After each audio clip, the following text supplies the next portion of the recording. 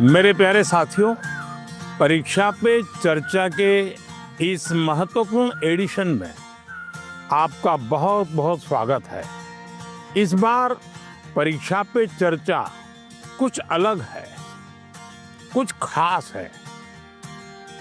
बहुत सारे स्टूडेंट्स ने मुझे ये सजेशन भेजा था कि देश के अलग अलग हिस्सों में भी परीक्षा पे चर्चा होनी चाहिए। तो इस बार मैंने देश के अलग अलग हिस्सों में भी स्टूडेंट के साथ बैठ करके परीक्षा पे चर्चा की।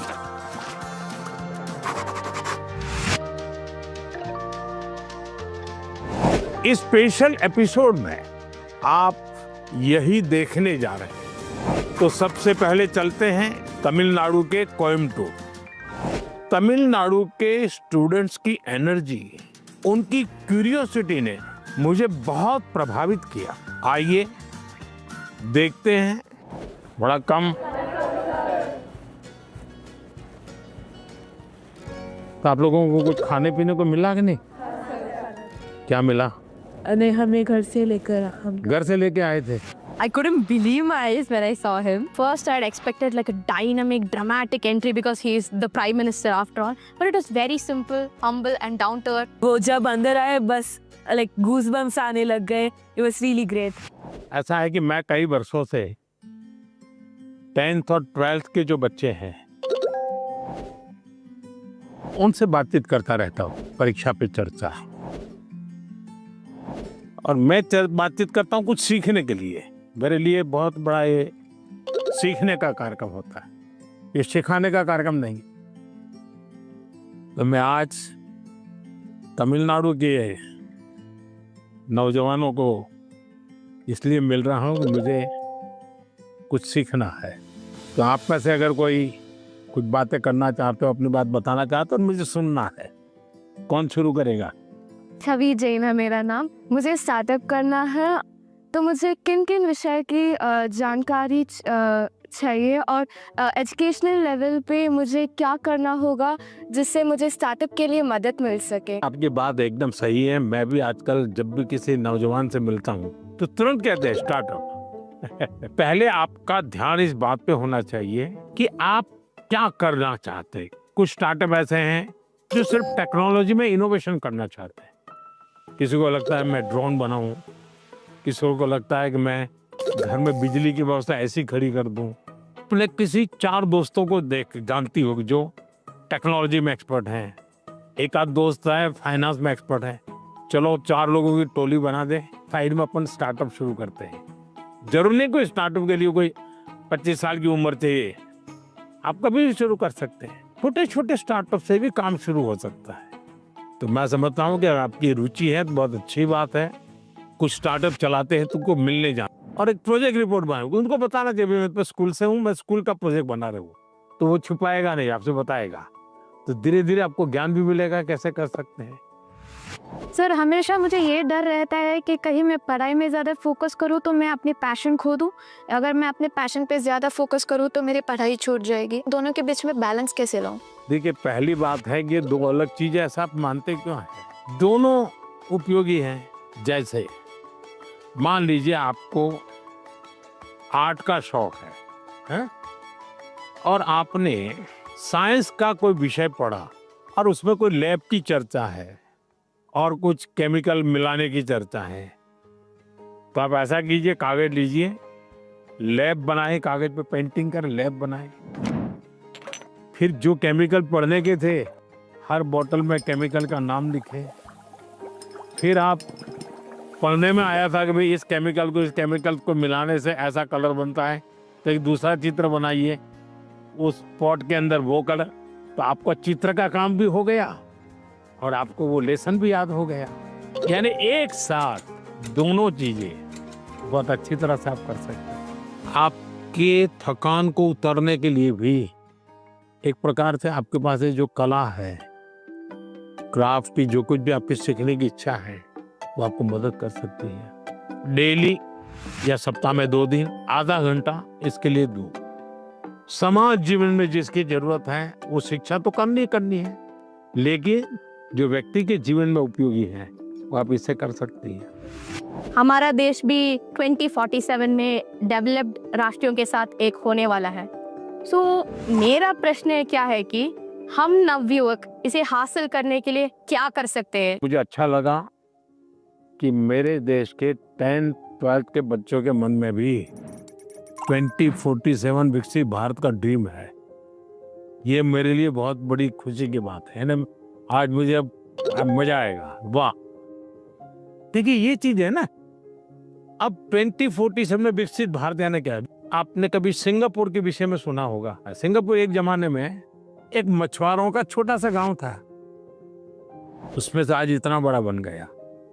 तो ली कुआन यू कहते थे कि भाई अगर हमको डेवलप कंट्री बनना है तो हमें अपनी आदतें डेवलप कंट्री के लोगों की होती वैसी बनानी पड़ेगी। हमें थर्ड वर्ल्ड कंट्री की तरह कहीं पर भी कूड़ा कचरा फेंक दिया, कहीं पर थूक दिया, ये नहीं चल सकता।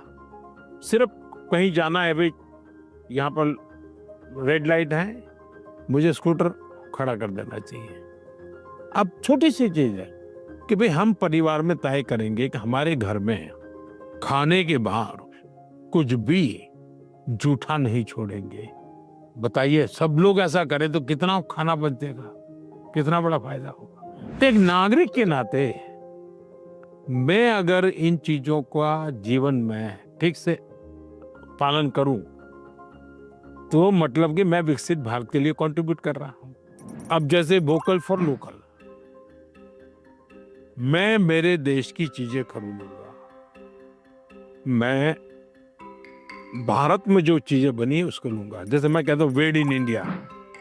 अब कुछ लोग, पैसे वाले लोगों को लगता है दुबई में जाके शादी करेंगे। वाह, हिंदुस्तान में क्या कमी है भाई?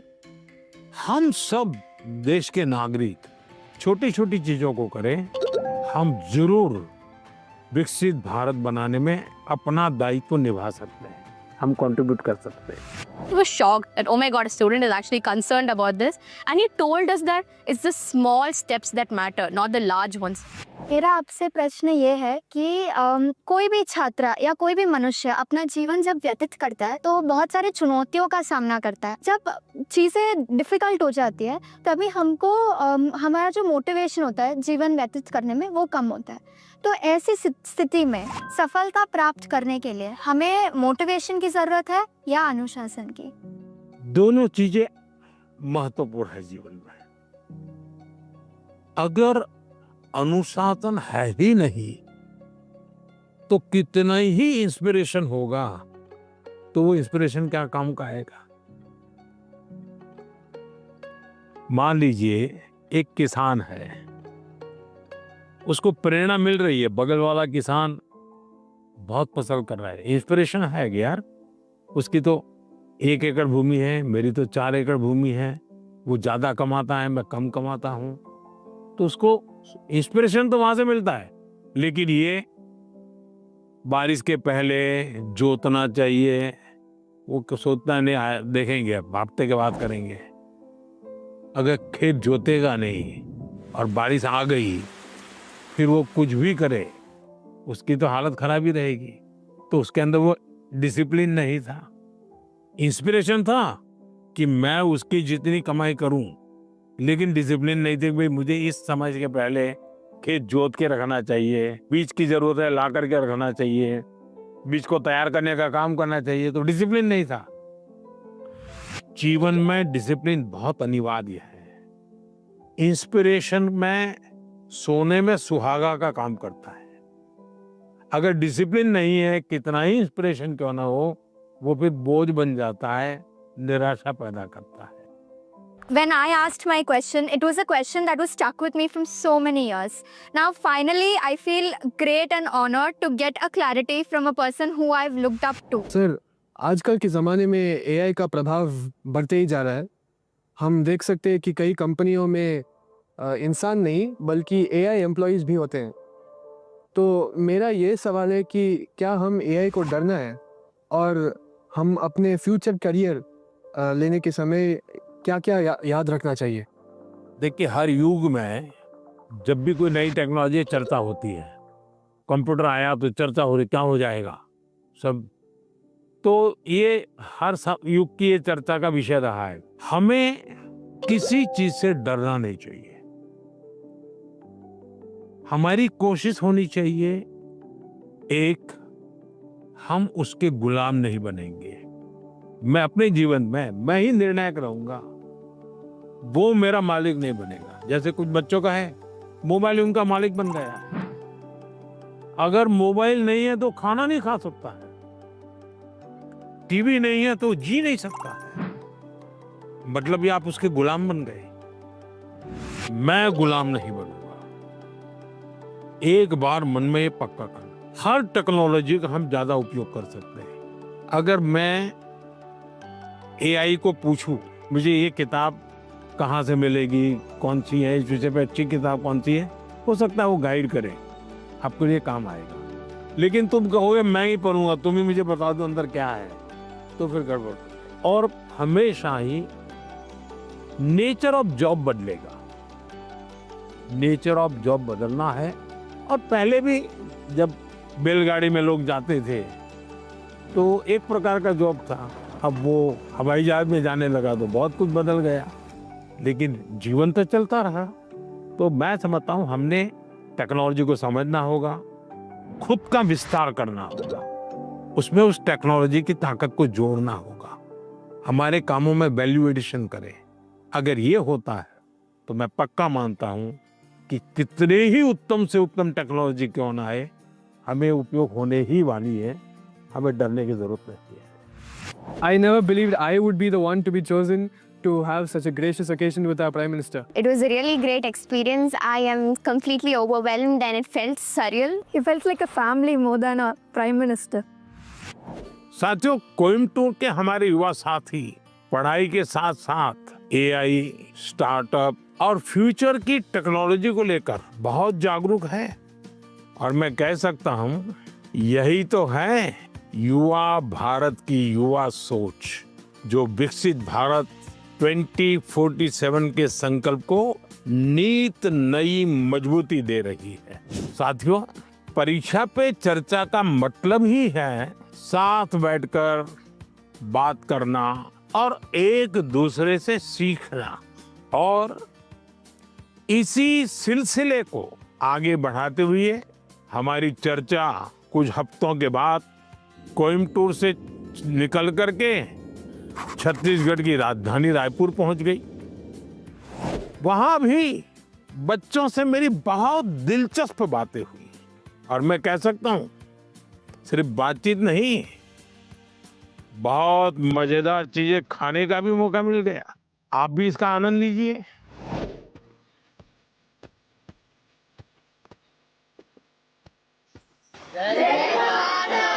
जय जोहार। कुछ खिलाया पिलाया कि नहीं? हाँ, आप भी बहुत सारी मीटिंग्स अटेंड करके आए हैं। आप भी हमारे यहाँ का खाना चाहेंगे? ठीक। कैसे बनता है? सर, ये बेसन को गोल गोल आकार देकर उसको तलते हैं। अच्छा, और ये नमकीन होता है। तो कब खाते हैं लोग? सर, दिवाली के टाइम। दिवाली टाइम में खाते हैं? ज्यादातर दिवाली टाइम पे बनता महाराष्ट्र में इसको क्या कहते हैं? है। महाराष्ट्र में ऐसा ही बनता हो, चकली कहते हैं। हाँ सर। ये क्या है? सर, ये खूरमी है। हाँ। हमारी गुड़ से बनती है, आटे से बनती है, सूजी से बनती है। हम्म।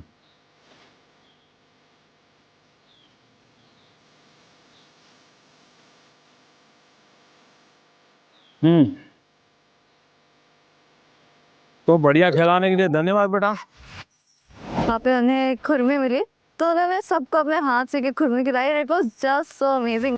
आपके मन में भी कुछ सवाल आते होंगे आज आप लोग यहाँ आने के लिए मौका मिल गया तो बताइए। हम स्टूडेंट्स को भी एग्ज़ाम्स के बाद वेकेशन से जाने का बहुत मन करता है, तो आप इंडिया में कोई ऐसी 5 जगह बता सकते हैं जहां हम भी जा सकें?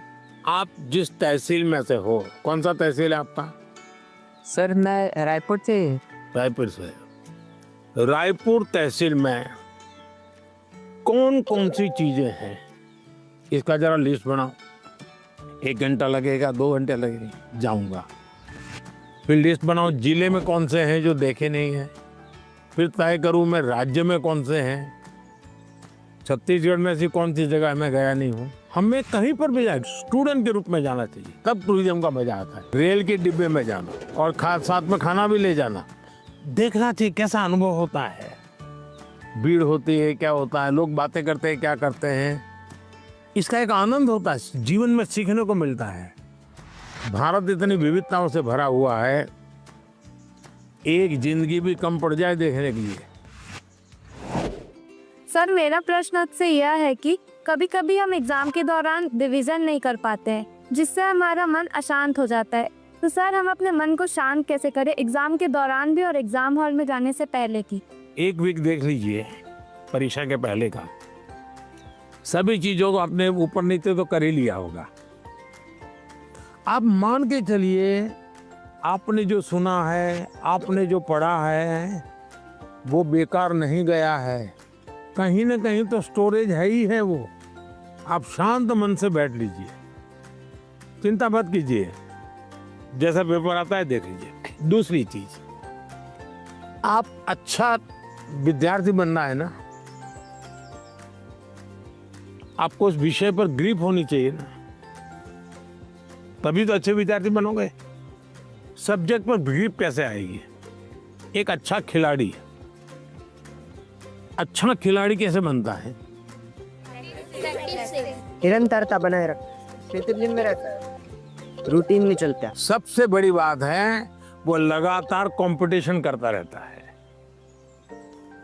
गिरता है, पटकता है, हारता है, जीतता है, करता है, उसमें से वो खिलाड़ी बनता है।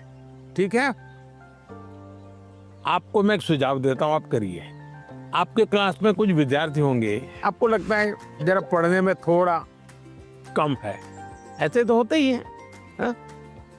ऐसे एक आध को आप दोस्त बनाइए, ये टेक्निक बहुत कायम आई है आपको। उसको कहो कि मैं आज तुझे मैथ सिखाना चाहता हूँ। अब उसको मैथ सिखाने के लिए आप जो मेहनत करेंगे, दिमाग फोकस करेंगे, आपका मैथ्स पक्का होगा कि नहीं होगा? मैं ताइक्वांडो खेलती हूँ और मैं आगे चल के स्पोर्ट्स पर्सन बनना चाहती हूँ। अपनी स्टडीज़ और स्पोर्ट्स को बैलेंस करके कैसे रख सकती?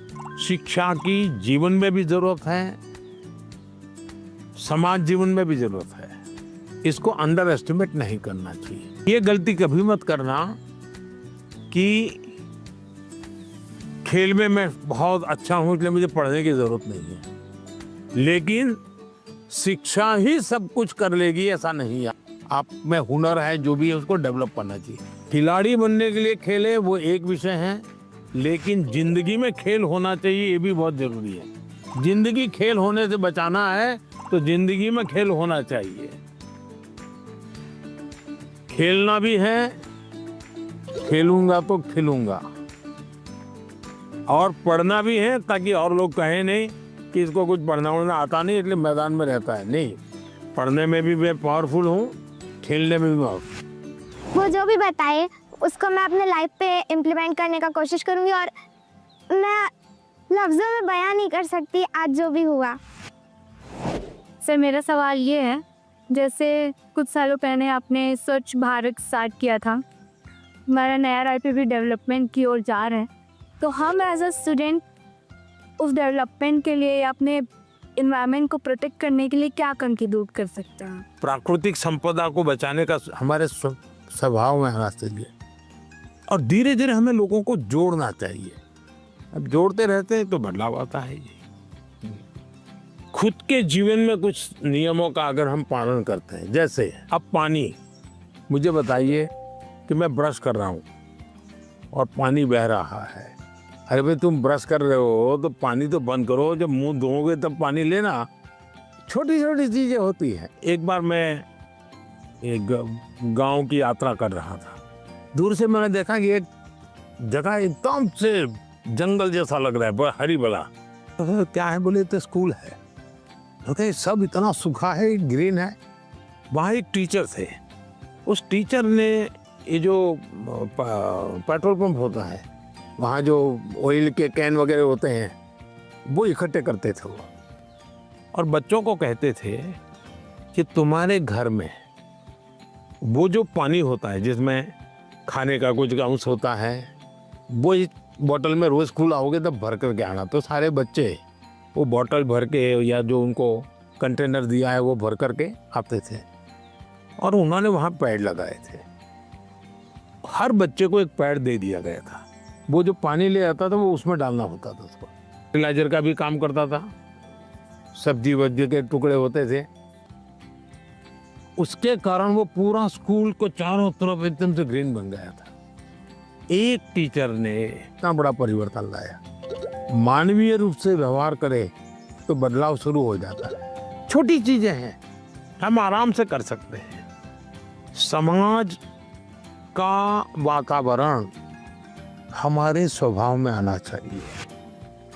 आप इतने साल से देश को संभाल रहे हो, देश के लीडर हो, तो आप फ्यूचर जनरेशन से, हम बच्चों से ऐसी कौन सी क्वालिटी एक्सपेक्ट करते हो कि हमारे अंदर आनी चाहिए एक लीडर के रूप में? ऐसा लीडर बनना है कि लीडर बनना है? दोनों बनना है। देखिए, पहले लीडर बनिए। जो काम है मन में तय करिए, कोई करे या ना करे मैं करूंगा। जब ये शुरू आ जाएगा, मैं अपने से शुरू करूंगा, तो आप देखिए अपने आप लीडरशिप आना शुरू हो जाएगी। जैसे मान लीजिए यहाँ कूड़ा कचरा है, आप जा रहे हैं और आपने एक उठा लिया, तो आपके साथ जो 4 लोग चलते होंगे ना, आपने देखा होगा वो भी, उनको भी लगे यार उठा लो। मतलब आप लीडर बन गए कि नहीं बन गए? अच्छी चीज है, हमें अपने आप को हमेशा लीडर रोल में तैयार करना चाहिए। ये अच्छा विश्वास है, विचार भी अच्छा है। लेकिन लीडर का मतलब ये नहीं है कि चुनाव लड़ना, पॉलिटिकल पार्टी बनाना, पार्टी में जाना, लच्छादार भाषण करना, ऐसा नहीं होता लीडर। मतलब लीडरशिप में एक क्वालिटी होनी बहुत जरूरी है कि आप 10 लोगों को अपनी बात समझा पाओ। थोपनी नहीं है, समझानी है। समझाने के लिए पहले उसको समझना है। जो उनको समझ पाता है वो समझा पाता है, जो उनको नहीं समझता है वो कुछ नहीं समझा पाता। और इसलिए हमारी कोशिश ये होनी चाहिए कि उनको समझना चाहिए। उन्होंने बहुत अच्छे से बताया कि किसी के अंदर एक लीडरशिप क्वालिटीज होती है अगर वो किसी चीज के लिए रिस्पॉन्सिबल हो रहा है। If I would describe this world then I would say सपना। मैं प्रधानमंत्री से मिली। I am very lucky. बहुत अच्छा था, मतलब ऐसा एक्सपीरियंस जो लाइफ में बहुत कम लोगों को मिलता है। परीक्षा की तैयारी के अनुभव, परीक्षा के समय आने वाले विचार, स्ट्रेस और लोगों की एक्सपेक्टेशन से जुड़े हुए ढेर सारे सवाल लगातार चर्चा का हिस्सा बनते हैं। और परीक्षा पे चर्चा का मकसद ही है कि हमारे युवा साथी इस पर खुलकर बात करें। परीक्षा पे चर्चा सिर्फ बोर्ड एग्जाम की तैयारियों से जुड़ी नहीं है। मैं जब आपके सवाल सुनता हूं तो स्वाभाविक है मेरे मन को भी वो छूते हैं। मैं अंदाजा लगाता हूं कि जीवन के कई पहलुओं से जुड़ी हुई बातें हमारे युवा मित्रों के मन में लगातार चल रही है। मैं अब आपको गुजरात लेकर चलूंगा। वहां के बच्चों ने और विशेषकर ट्राइबल बेल्ट के मेरे आदिवासी बच्चों ने जो सवाल पूछे, और उन्होंने तो मुझे सचमुच में हैरत में डाल दिया था।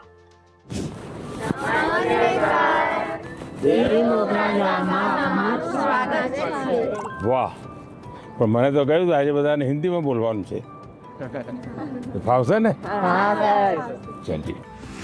सर जब आए तो हमने देखा कि उन्होंने एक कोटी पहन रखी है जिस पे वर्ली आर्ट है। तो हमारे आदिवासी समाज में वर्ली आर्ट का बहुत महत्व है, तो हमें ये देख के बहुत अच्छा लगा। हम बहुत एक्साइटेड थे आपका मिलने के लिए। किसी और बच्चे को आपसे मिलने और आपसे बातें करने के लिए कितने सवाल होते हैं, लेकिन हम उतने नसीब वाले हैं कि जो आपके साथ बातें करें। आप कितने दूर से आए? हम यहाँ डेडियापाड़ा से। डेडियापाड़ा से ही आए? अच्छा। मांडवी से। मानवी, अच्छा। क्या नाम? जय। जय और रवि है। इतने बड़े हो गए आप लोग। पहचानते इनको? बताया कैसा मेरा परिचय आपसे? इनकी हिम्मत आई कि नहीं आई सबका? हाँ, ये वो मुझे पहले भी एक बार मिलने आए थे धरना। चलिए बताइए, आप लोग कुछ पूछना चाहते हो, कुछ जानना चाहते हो, बताइए। सर हमारे माता पिता ने यह बताया कि पहले कुछ आदिवासी इलाके थे जो बहुत ही पिछड़े हुए थे, तो उन्होंने यह भी बताया कि आपका गुजरात के आदिवासी इलाकों से बहुत लगाव है और आपने वहाँ बदलाव भी किया। तो मैं जानना चाहूँगा कि आपको इस चीज़ की प्रेरणा कहाँ से हुई?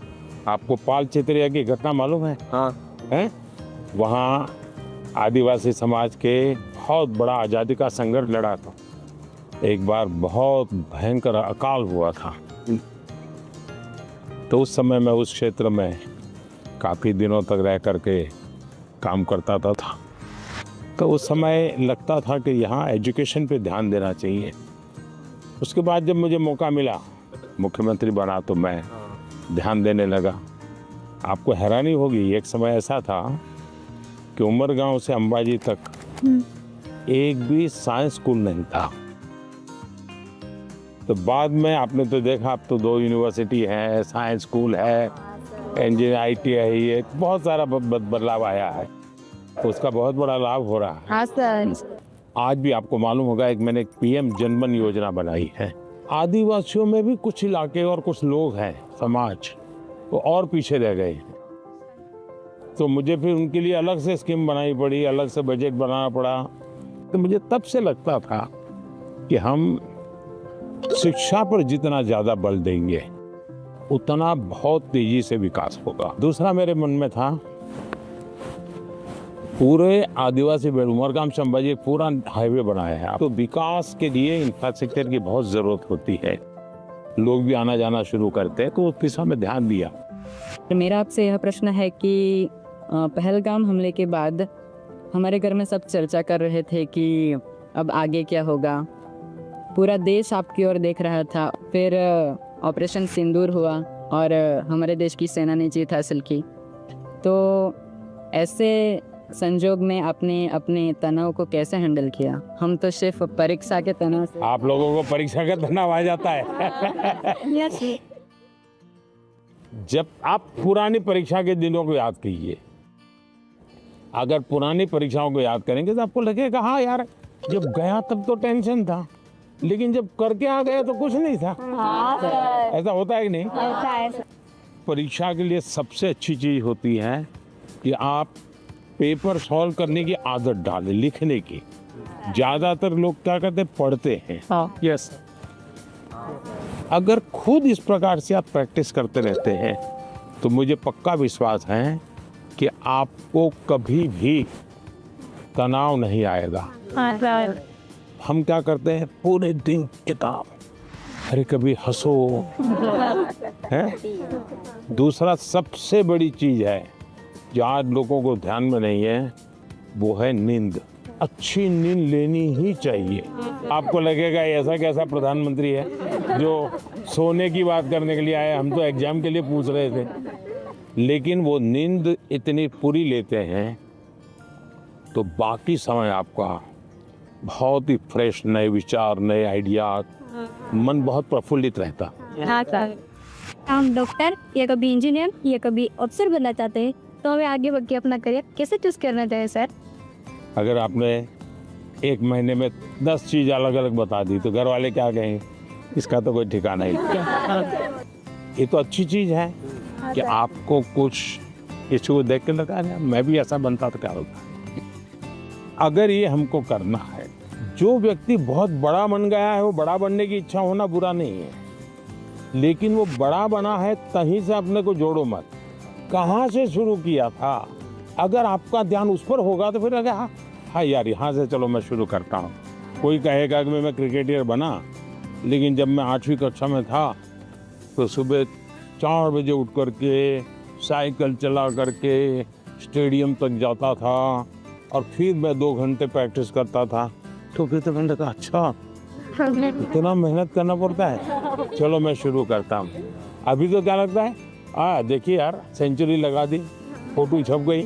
तो सपनों के लिए जीना सीखे, सपनों के अनुकूल जिंदगी बना, लेकिन शोर अगर मचाए तो सफलता शोर मचाए। हाँ। जैसे ही आप नंबर 1 आ जाएंगे तो सफलता शोर मचाएगी नहीं मचाएगी? पूरे स्कूल को पता चलेगा या नहीं चलेगा? चलेगा। पूरे गांव को पता चलेगा या नहीं चलेगा? तो हमारी कोशिश ये होनी चाहिए।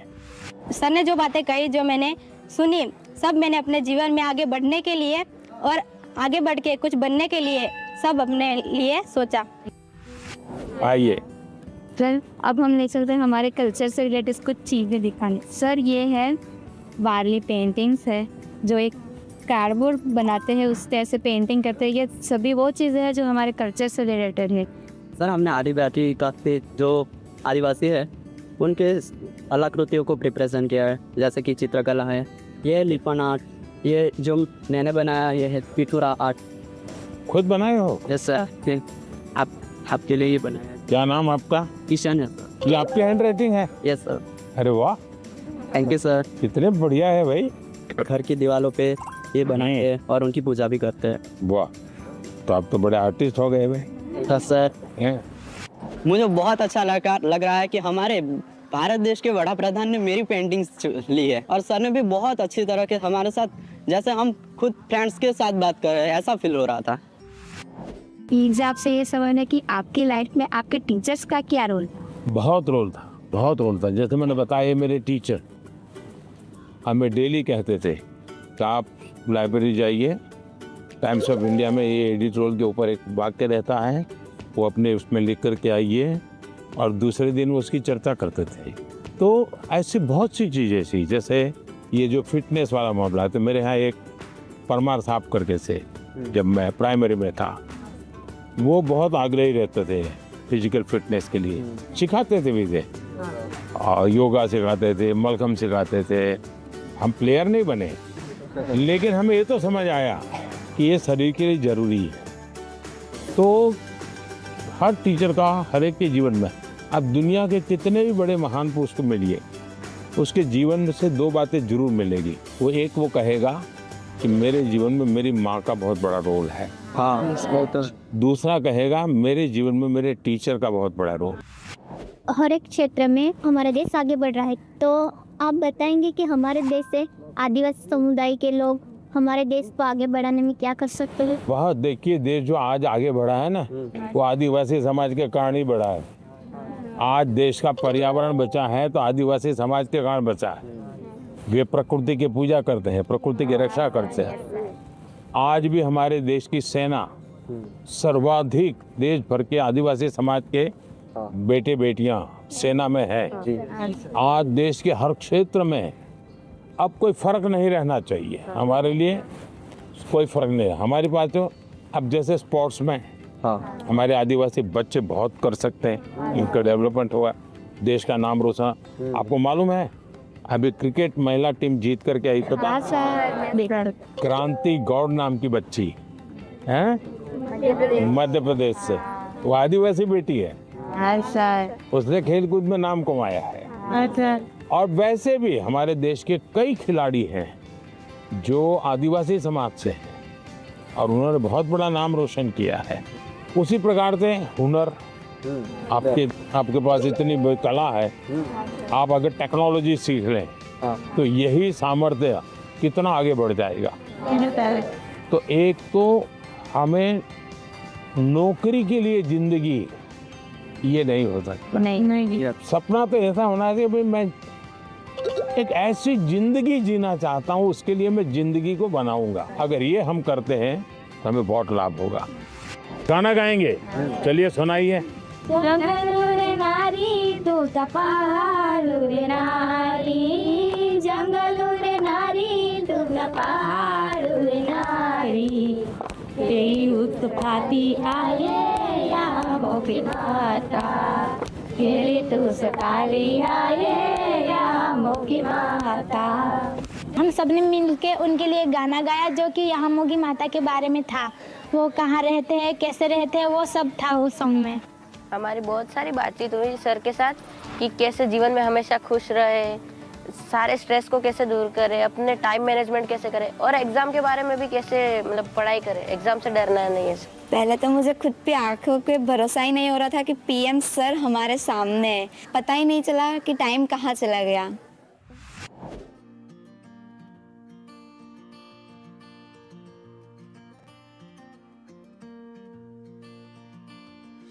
परीक्षा पे चर्चा का हमारा सफर अष्टलक्ष्मी यानी नॉर्थ ईस्ट भी पहुंचा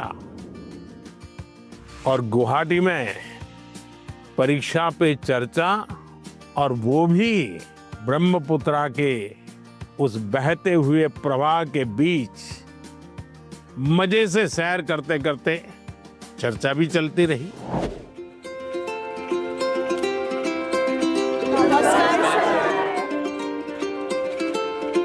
चलिए बैठिए। प्रणाम माननीय प्रधानमंत्री जी, हम सभी आपको एक गमछा पहनाना चाहते हैं। जरूर। असम में आए और गमछा न हो,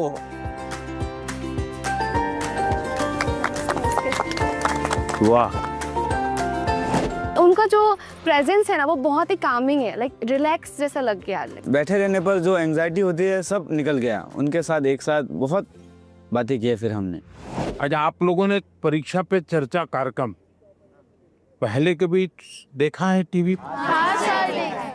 अच्छा, कभी आप लोगों ने वो किताब देखी है? हाँ सर। Exam warrior. तो उसमें से फिर आपको पहले जो सोचते थे परीक्षा के पहले और अब सोचते हैं, उसमें क्या फर्क है? किताब पढ़ने के बाद या कार्यक्रम देख क्या फायदा हुआ आपको? परीक्षा से इतना डर नहीं लगता। आपके जो मंत्र दिए हैं ना, वैसे जैसे कि लाइक परीक्षा को एक सेलिब्रेशन उत्सव की तरह सेलिब्रेट करना चाहिए।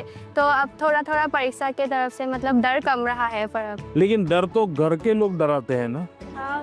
हाँ? पूछते हैं कि लाइक वो 1 नंबर कहाँ गया, क्यों कटा 1 नंबर। जीवन में अगर संतोष हो जाता बस बहुत हो गया, अब क्या, तो फिर जीवन में प्रगति नहीं होती।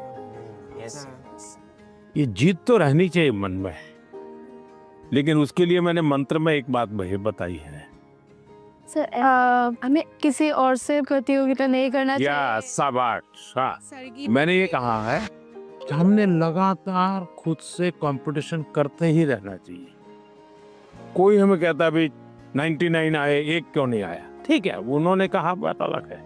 लेकिन खुद को भी पूछना चाहिए कि मेरे जीवन में ये बदलाव क्यों आया, ये कमी क्यों रही, क्या कारण था? अच्छा, आपके मन में कुछ सवाल होंगे तो जरूर पूछिए। मेरा आपसे यह प्रश्न है कि मैंने सुना है कि आप अपने रोज़मर्रा की ज़िंदगी में एक पर्टिकुलर डाइट हेल्दी रहने के लिए फॉलो करके चलते हैं।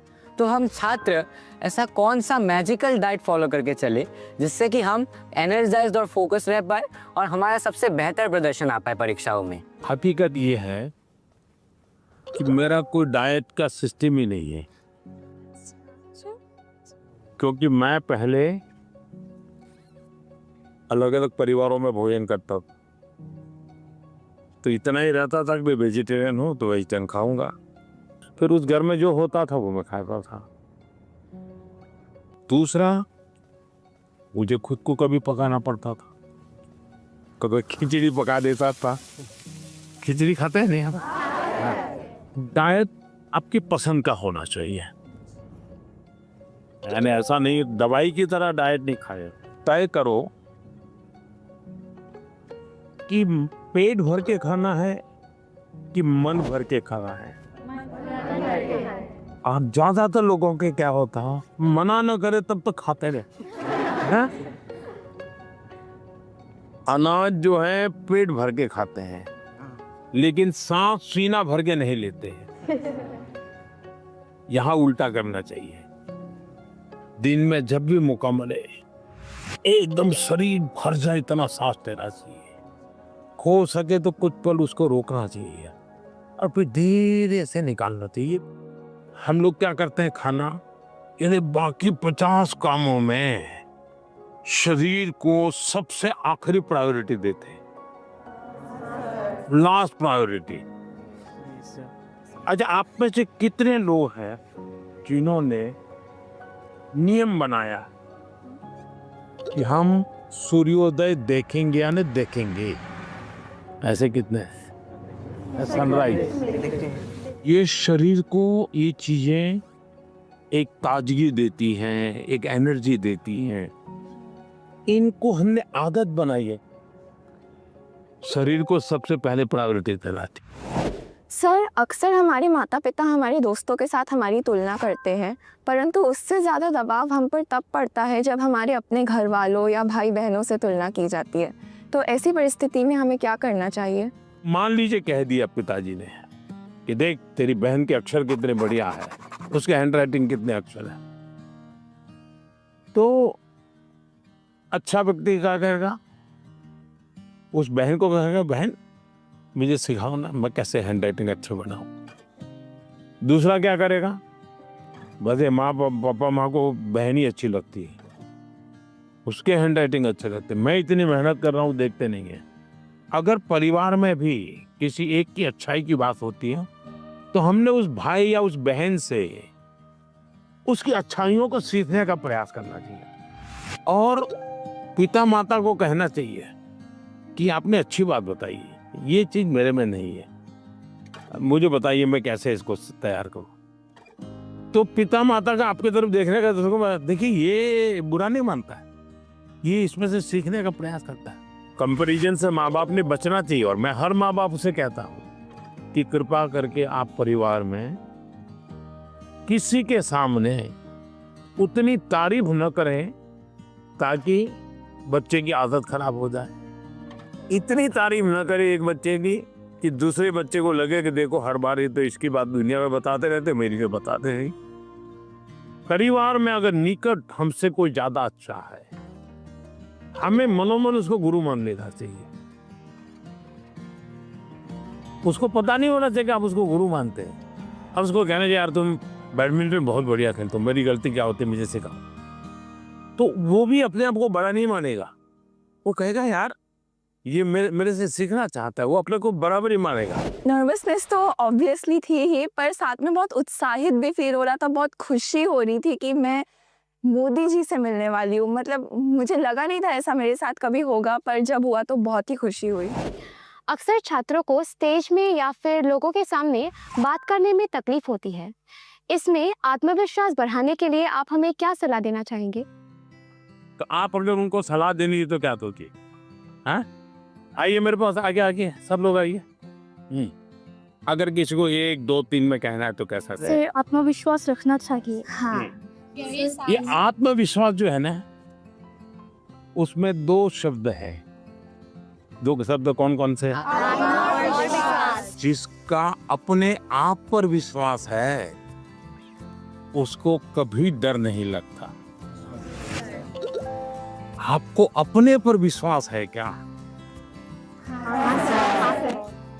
अगर खुद पर विश्वास है तो आप हर चीज को पार कर सकते हैं। जिसको खुद पर विश्वास होता है करता क्या है? पूरी परिस्थिति का मनोमन अध्ययन करता है। आपने स्वामी विवेकानंद जी का ने एक चिट्ठी लिखी थी जब शिकागो में उनका भाषण हुआ, जो बहुत प्रसिद्ध भाषण है और विवेकानंद जी की बहुत तारीफ भी होती है। लेकिन उन्होंने अपने एक शिष्य को चिट्ठी लिखी, जब मुझे शिकागो में बोलना था मैं बहुत नर्वस हो गया कि दुनिया के इतने बड़े बड़े विद्वान, आयु में इतने बड़े बड़े लोग, इतने तपस्वी लोग, मैं क्या बोलूंगा। तो उन्होंने उसको लिखा, मैं बहुत था। और फिर बोले, मैंने मन में माँ सरस्वती को याद किया और माँ सरस्वती को मैंने कहा कि माँ मुझ में जितनी शक्ति है उसको जगा दो, जो कुछ मैं सीखा हूं वो एक साथ मेरे जुबा पे आ जाए। बोले मैंने ऐसी प्रार्थना की और मैं गया मंच पे, और जब मैंने sisters and brothers of America ऐसा कहता ही 2 मिनट तक तालियां बजती रही। बस वो एक टर्निंग पॉइंट बन गया, विश्वास आ गया। नहीं, मैं सोचता था वैसा मैं नहीं हूं, मेरे भीतर तो कुछ है, आत्मविश्वास आ गया। तो हर एक के जीवन में आज कितने ही अच्छे वक्ता क्यों ना हो, कितने ही बड़ा अच्छे खिलाड़ी, आपने देखा होगा क्या सचिन तेंदुलकर कभी 0 से आउट नहीं हुए क्या? होता तो वो सर पकड़ के बैठ गए क्या? इसका मतलब हुआ हम जो स्थिति है उसको ऑब्जर्व करें, सिचुएशन को एक बार अंदाज कर लेना चाहिए। ऐसा हुआ था, अब देखना आपको लगेगा हाँ अरे ठीक है मैं कर लूंगा। जो आत्मविश्वास शब्द है ना, उसको सच्चे अर्थ में जीवन में समझना चाहिए। आत्मा की बात, खुद की बात है, कोई ठीक नहीं कर पाए, हमें ही करना होता है। मैं आपके सामने गाना प्रस्तुत करना चाहूंगी। हाँ, गाना सुनाओगी? हाँ, डॉक्टर भूपेन हाजरिका का। अरे वाह, बताइए। दोस्तों का खोरे हपुन रहन हानि क्लांत लुई तोरे हेमुलिया पानी। वाह। हमारे गांव में हमारे घर के पास माईजान टी स्टेट है। वहाँ पर मेरी मामी 8 सालों से चाय पत्ती तोड़ने की काम देखती है। ओह, तो आप चाय बागान से है? यस। आप पढ़ती हैं अच्छी तरह, माँ पढ़ाती है और चाय का भी काम करती है। तो क्या लाई हो? आपके लिए चाय पत्ती लाई। तो मुझे चाय बनानी होगी, हैं? चलिए, बहुत बहुत धन्यवाद। आपकी माँ को हमारा प्रणाम कह देना। मैंने कभी सोचा ही नहीं था कि टी गार्डन का लड़का होकर मैं प्रधानमंत्री जी से मिल पाऊंगा। मुझे विश्वास ही नहीं हो रहा है कि मैं प्रधानमंत्री जी से मिल पाया। इतना जनरेशन गैप होने के बाद भी जब वो हमारे बातों को समझते हैं, मतलब बहुत अच्छा लगा। आपने देखा कि कैसे एग्जाम की बात तो हुई ही, साथ ही लोकल संगीत, असम की चाय, वो भी परीक्षा पे चर्चा का यादगार हिस्सा बन गई। परीक्षा एक ऐसा अवसर है और परीक्षा के लिए हेल्दी कंपटीशन की भावना हमारी तैयारी को और बेहतरीन बनाती है। इन सभी चर्चाओं में स्थान अलग अलग थे, स्टूडेंट्स अलग अलग थे, अनुभव अलग थे, लेकिन हर चर्चा का उद्देश्य एक ही था। हर स्टूडेंट को सुनना, समझना और साथ मिलकर कुछ न कुछ सीखना। आप सभी को मेरी बहुत बहुत शुभकामनाएं। बहुत बहुत धन्यवाद।